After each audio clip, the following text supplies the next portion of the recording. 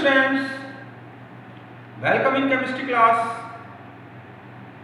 तो हम solid state में चल रहे हैं और आज हम सॉलिड स्टेट का एक नया टॉपिक लेने वाले हैं और वो होगा हमारा नया topic calculation of number of particles Z in different unit cells, अर्थात विभिन्न इकाइयों में कणों की गणना। मतलब जो यूनिट सेल है, एक यूनिट बनाने में पार्टिकल का एक्चुअल में कितना पार्ट या मास या कितना वॉल्यूम यूज होगा, हम वो कैलकुलेट कर रहे हैं। तो हम एक एक करके लेते हैं। सबसे पहला है हमारा एससीसी। हम जानते हैं कि इस यूनिट में पार्टिकल केवल कॉर्नर्स में होते हैं, अर्थात पार्टिकल केवल कोनों पर होते हैं। तो जेड जब हम निकालेंगे कि नंबर ऑफ पार्टिकल एक्चुअल में एक यूनिट को बनाने में कितने पार्टिकल यूज हुए हैं, तो जेड क्या हो जाएगा 1/8 × 8। क्यों? क्योंकि मैंने आपको बताया था कि कॉर्नर का पार्टिकल का जो कंट्रीब्यूशन एक यूनिट के लिए है वो है 1/8। 1/8 × 8 कॉर्नर्स, कोनों में। तो जेड की वैल्यू कितनी आ गई बच्चों? 1। तो इस तरह से एससीसी यूनिट जो होती है, एक यूनिट, उसको बनाने में एक्चुअल में एक पार्टिकल यूज होगा। अब हम दूसरे में आते हैं। दूसरा हमारा क्या है? BCC, body centred cubic cell. Body centred में आपने देखा था कि कॉर्नर में पार्टिकल्स होते हैं और बॉडी के सेंटर में होते हैं। जो कॉर्नर में है उसका तो 1/8 पार्ट मिलेगा पार्टिकल का, और जो यूनिट सेल के सेंटर में है उसका कंप्लीट पार्ट मिलेगा। तो हमारा क्या बन जाएगा? z 1/8 × 8 कॉर्नर्स, अर्थात कोनों पर, प्लस 1 सेंटर ऑफ सेल, अर्थात इकाई सेल के केंद्र पर। तो इस तरह से z की वैल्यू आ गई 1 + 1, तो z होगा 2। इस तरह से एक बीसीसी यूनिट एक्चुअल में दो पार्टिकल के मास से बनेगी। थर्ड में आते हैं हम एफसीसी। एफसीसी में कॉर्नर में होते हैं और ईच सेंटर के फेस में, मतलब सेंटर के जो फेस में है वहां पर होते हैं। तो इस तरह से हमारा हो जाएगा 1/8 × 8 कॉर्नर्स, अर्थात कोनों पर, plus 1/2 × centre of each face, या 6 जो फेसेस हैं उसके सेंटर में है। तो इस तरह से, और हम जानते हैं कि जो फेस में आता है उसका हाफ पार्ट मिलेगा। तो हमारा हो जाएगा 1 इसका 1/8 × 8 और प्लस 1/2 × 6, तो कुल मिला के इसमें कितने हो गए? 4। अर्थात एफसीसी यूनिट में पार्टिकल्स कितने होंगे बच्चों? 4। फिर एक यूनिट और जरूरत पड़ेगी आपको, और वो है एचसीपी यूनिट। एचसीपी यूनिट क्या होगा कि दो हेक्सागोनल सरफेस के मिलने से बनी है। एक हेक्सागोनल फेस देख रहे हैं आप, नीचे है, एक इस तरह ऊपर है। अगर हम इनके पार्टिकल्स को आपस में मिला दें तो इस तरह की एक हेक्सागोनल यूनिट बनेगी। इस यूनिट में आप देखोगे कि ये जो पार्टिकल हैं कॉर्नर्स में यूनिट सेल के, ठीक है, उनका कितना पार्ट मिलेगा? तो आप देखोगे कि एक हेक्सागोनल का जो कॉर्नर होता है वो ऐसी 6 यूनिट से मिल सकता है। कैसे? अगर हम इसको देखें तो एक यूनिट ये बन जाएगी, एक यूनिट ये बन जाएगी, तो 1 2 3, ऐसे 3 तो कहां हो गई? प्लेन में, और 3 जस्ट इसके ऊपर आ जाएंगी। तो इसका मतलब है कि ये जो पार्टिकल होगा, ये वाले पार्टिकल का, आप देखोगे कि उस पार्टिकल का कितना पार्ट एक यूनिट में को मिलता है? 1/6, क्योंकि इस पार्टिकल से 6 ऐसी 6 हेक्सागोनल यूनिट जुड़ी होती है। ये सरफेस में है, इसका हाफ पार्ट मिलेगा, और जो ये सेंटर में अंदर फिट है उनका किसी से कोई कंट्रीब्यूशन नहीं है, अर्थात उनका कंप्लीट पार्ट मिलेगा। तो इसका 1/6 पार्ट, इनका चूंकि फेस में है तो 1/2 पार्ट, ये 3 अंदर है यूनिट के, तो उनका हो गया कंप्लीट पार्ट। तो टोटल देखो जेड कितने हो गए?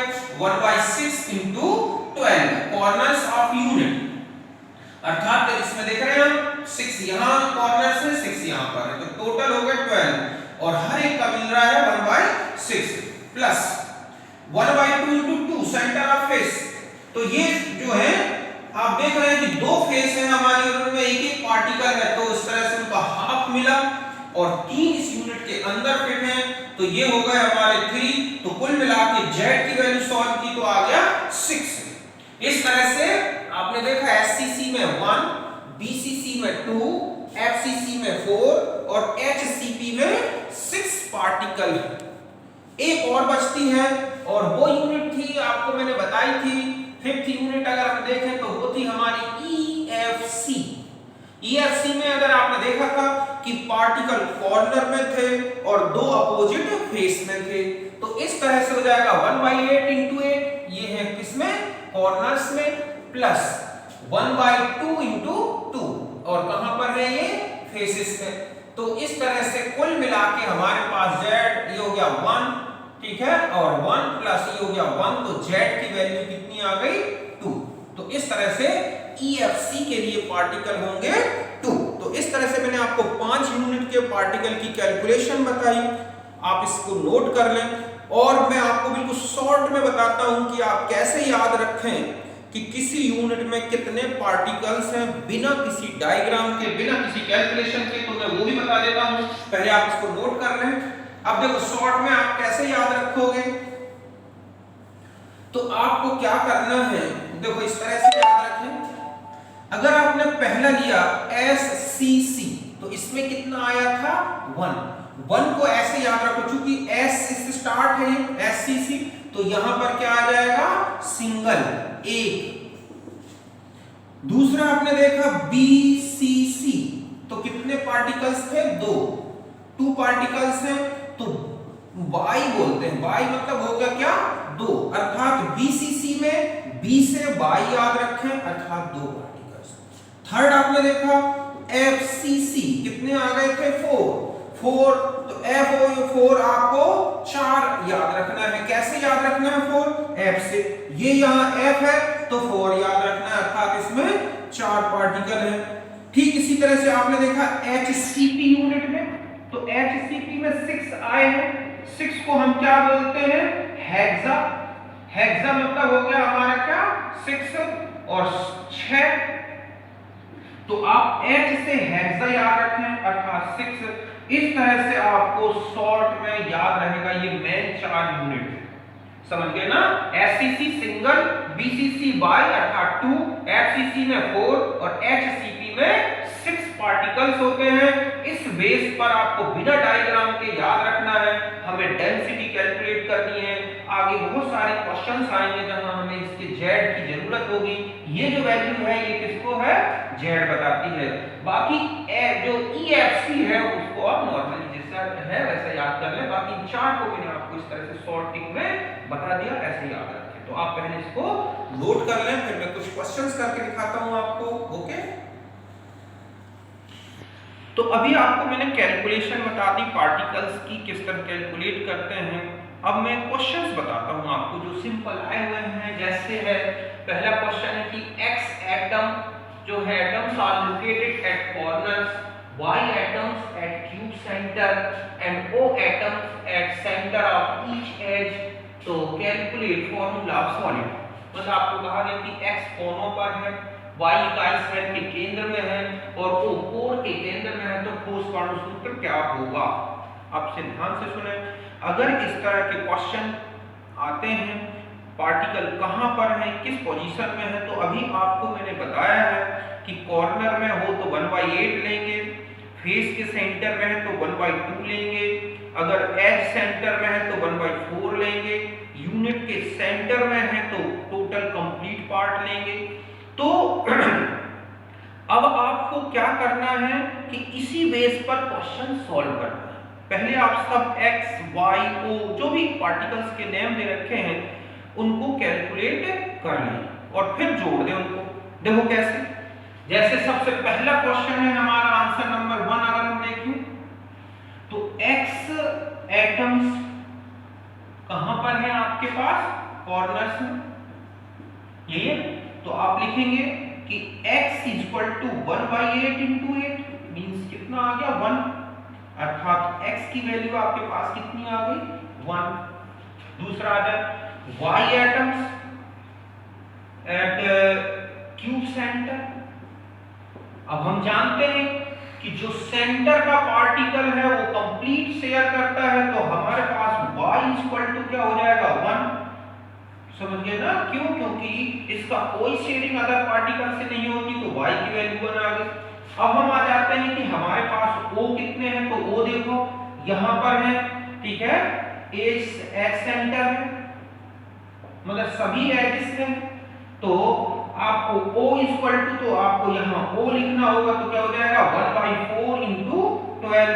12 क्यों लेंगे? क्योंकि एक क्यूब में 12 क्या होती है एजेस। ध्यान रखें कि ये जो सब क्वेश्चन है ये इन क्यूबिक यूनिट के लिए मैंने क्वेश्चन दिया है, ये कि एक क्यूबिक यूनिट में इस तरह से, ये भी एक क्यूबिक यूनिट में है, ठीक है, आपको कोई अदर यूनिट नहीं सोचनी, क्यूबिक यूनिट के कॉर्नर में है, ये भी क्यूबिक यूनिट के कॉर्नर में, या सॉरी क्यूबिक यूनिट का क्वेश्चन है। तो हमारे पास O कितना हो जाएगा यहाँ पर 3। अब हम तीनों को जोड़ दें, तो देखो x y और O, x1 y1, अगर आप इनका रेशो देखें, और ये कितना आया 3, तो जो इसका फॉर्मूला बन गया वो हो गया xy_o3। बात समझ गए ना? आपने x कैलकुलेट कर लिया, y कैलकुलेट कर लिया और O, और तीनों को आपने एक साथ जोड़ दिया, तो सॉलिड का क्या बन गया फॉर्मूला। अब हम दूसरा क्वेश्चन करते हैं, पहले आपने इसको लिख लिया हो तो इसको लिखें आप फटाफट।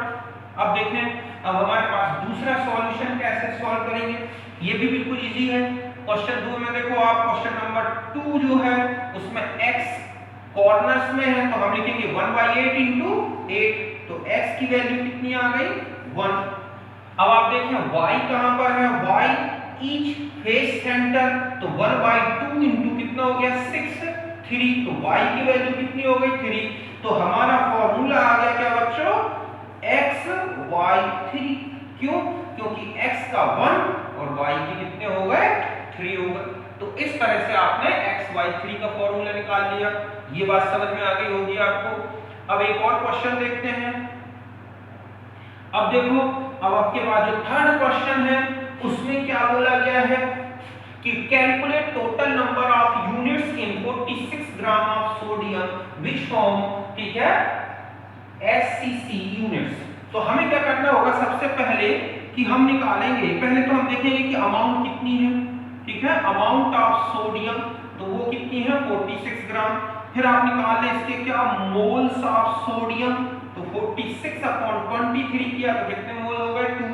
फिर आपने निकाल दिया कि एटम्स ऑफ सोडियम, तो वो कितने हो गए 2 इंटू आपका दो नंबर अर्थात 6.023 इंटू 10⁻23।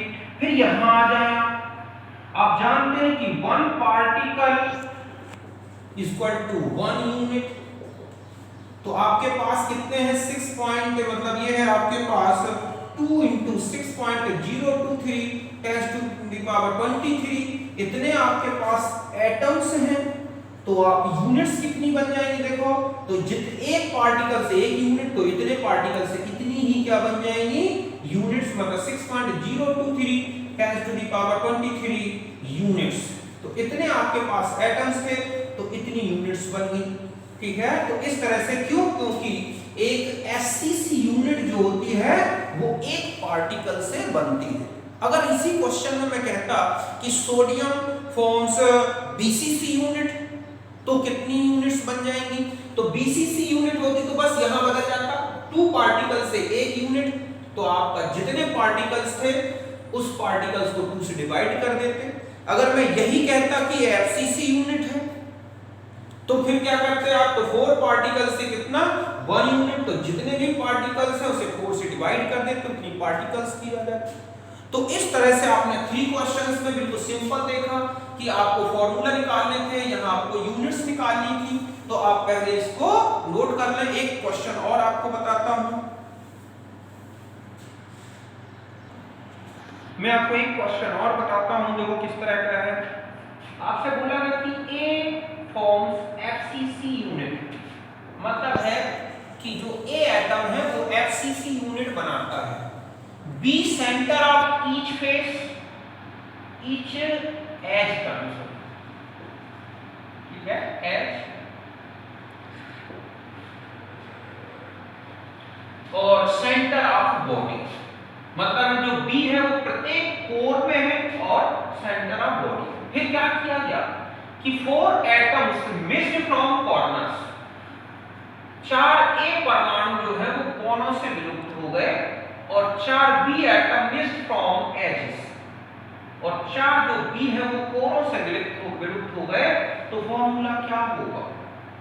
तो देखो सबसे पहले आप इनिशियली निकालें कि स्टैंडर्ड जब कोई मिसिंग, नो मिसिंग, हम ये कहें कि नो मिसिंग, ठीक है, जब कोई विलोपन नहीं हुआ तो ए कितना होगा? 1/8 इंटू 8 कॉर्नर में था, 1/2 इंटू 6, क्यों? क्योंकि आपने देखा कि ये क्या बना रहा है? एफसीसी। एफसीसी का मतलब है उसके एटम कॉर्नर में भी होंगे और फलक के जो है सेंटर में अर्थात फेस सेंटर में भी होंगे। तो ए होगा 4, बी 1/4 इंटू 12, क्योंकि कॉर्नर में जो एजेस है वो 12 होती हैं, तो वो हो गया कितना? 1/4 से, तो ये हो गया 3, और ये सेंटर में हो गया बॉडी के, तो ये हो गया कुल मिला के A4 B4, मतलब जो फॉर्मूला रहा होगा वो A4 D4 टाइप का होगा जब कोई मिसिंग नहीं हुई। आफ्टर मिसिंग, अब क्या हुआ कि मिसिंग हो गई, तो अब हमारे पास कॉर्नर से इसने कहा है 4 हटा देने हैं, तो कॉर्नर्स के 8 में से 4 बचे, तो कितना हो गया? 1/8 इंटू 4, कॉर्नर्स के 4 बचे, उनका 1/8, फलक के अर्थात फेस के तो वही है 1/2 इंटू 6 है, तो इसका जो ए है वो आ गया 7/2, मतलब 1/2 प्लस 3, तो इसको आप जब एलसीएम लिख करोगे तो याद है। बी है वो कितने हो गए? तो चूंकि 12 एजेस थी उनमें से 4 के हटा दिए गए तो 8 बचे, तो 8 फेस जो एजेस है उनका कितना हो गया? तो 1/4 इंटू 8 2, और ए आप देख रहे हैं बॉडी के सेंटर में है, तो वो रहा, तो कुल मिलाकर ये हो गया 3। अब आप यहां देखें ए तो है 7/2 और बी कितना है? 3। अगर हम इसे और जो है होल नंबर में लाना चाहें तो 2 से मल्टीप्लाई कर दें, तो इसके तो हो गए 7 और इसका कितना हो गया? 6, तो फॉर्मूला बन गया A7 B6 टाइप का। अब इस तरह के मिसिंग पार्टिकल से रिलेटेड कोई क्वेश्चन आता है तो सबसे पहले उसका जो इनिशियल फॉर्मूला बना लें, फिर आप देखें कौन पार्टिकल कहां से मिस हुआ है, उसका कितना पार्ट मिलना था वो हटा दें, फिर आप पार्टिकल कैलकुलेट कर लें और इस तरह से फॉर्मूला निकाल लें। तो इस तरह के बहुत सारे क्वेश्चंस आपको यूनिट में मिलेंगे। असाइनमेंट जो भी आप सॉल्व कर रहे हैं उसमें देखें और आप इन जो बेसिक पॉइंट मैंने बताए हैं उसके बेस पर सॉल्व कर लें। ओके, तो इसमें मिलते हैं हम नेक्स्ट वीडियो में। Thank you. Okay, bye.